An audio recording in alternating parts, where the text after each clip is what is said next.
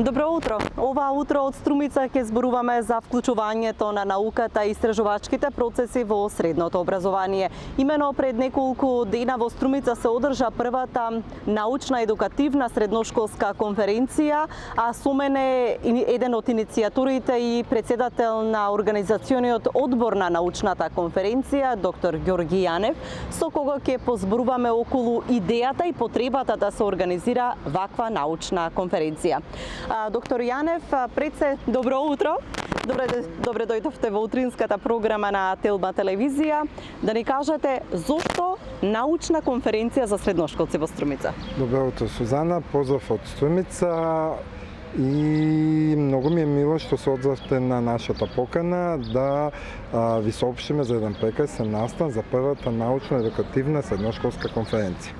Во Струмица се случи за прв пат таков настан, на 14 во просториите на училиште Димитар Влахов се одржа првата научна конференција наменета за средношколци. Иницијатива која што беше долги години и еве дојде момент да ја реализираме.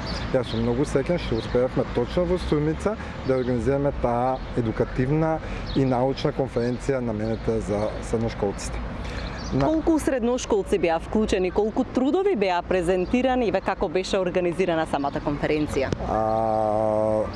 Во организацијата на првата научна конференција влегоа две установи од приватниот сектор, од здравствениот сектор, Димитар Влахов како базична установа и образовна и повеќе спонзори од бизнис секторот во Струмица. На конференцијата пристигна 72 абстракти, регистрирани 128 учесника и имаше над 200 гости.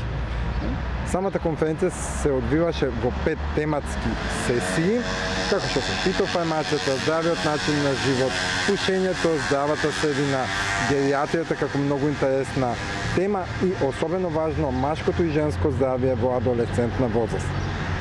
Темите беа многу интересни, се вклучија многу голем број на ментори како од приватниот сектор, така од образовниот сектор и практичари кои што сметат дека сетиот нив допринос ќе биде добредојден за самите учесници. Претежно беа учесници средношколци, како од нашиот град, така и од останатите градови. Би истакнал дека имавме учесник кој што е наш средношколец од Куманово, но сега учи во Словенија. Така да тоа ни е особена гордост. Многу интересни теми, многу интересни дискусии, многу интересни заклучоци. Младите доста се потрудиле, доста така истражиле, имаше доста интересни тематски разработки.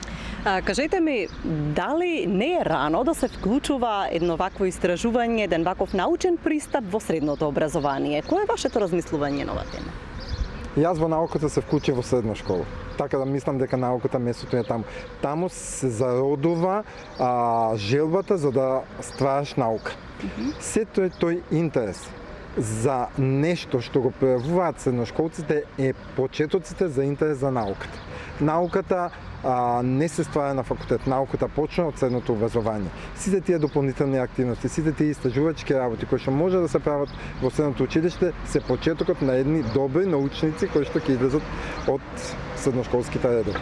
Ке можеме ли да ги погледнеме, да ги прочитаме некаде трудовите на средношколците? Кои се плановите за нивните конкретни трудови кои што се презентира, но и за конференцијата и нејзино репродуцирање понатаму? Така.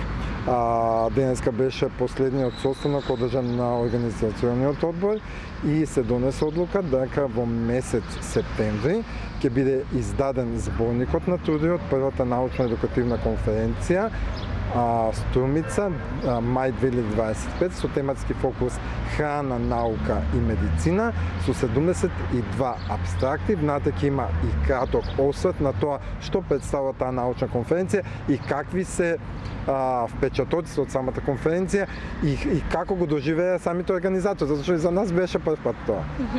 Ке има следни конференции? Живи и здрави, септември ќе биде објавен новиот повик за втората научно-едукативна конференција во Струмица. Ви благодарам, докторе, па се надевам дека ќе се видиме на втората конференција и ќе ги сумираме впечатоците од промоцијата на првиот зборник. Многу ви благодарам што ето го споделивте ова наше прекрасно искуство и ќе види целата наша јавност. Поздрав до гледачите на тема. Така. Студио, како што слушнавме од разговорот со доктор Јанев, во Струмица се одржа првата научна едукативна средношколска конференција, а ние ќе ги следиме, се разбира, и понатаму нивните активности со цел да видиме колку средношколците се заинтересирани и колку може да допринесат во развојот на науката.